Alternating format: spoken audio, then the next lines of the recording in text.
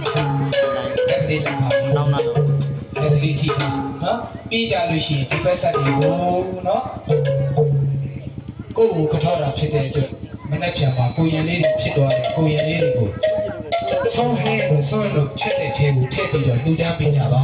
နော်ဒါလေးကိုကျွန်တော်ကုတူရအောင်လို့ပြောချင်တာဒါကြောင့်လည်းဆိုတော့ပရင်တက်ကြီးတွေလည်းကုတူရသွားတာဗောနော်ဒါကြောင့်လို့အမေတို့တားတော့ဒီကနေ့ကထောက်ကိုပြုပါ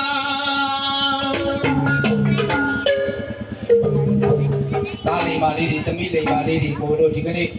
တော့ပါပြီတဲ့နော်အဲ့တော့စေ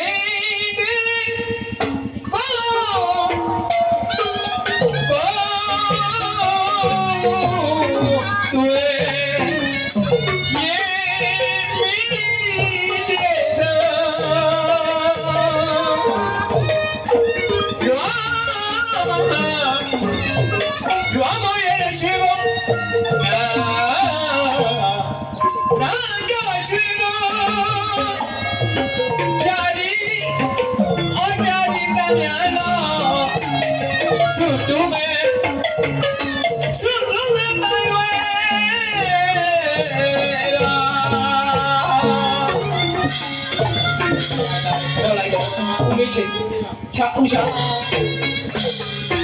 ဖေမလားတားဒီကလေးရှိခိုးကြတာပါပြီ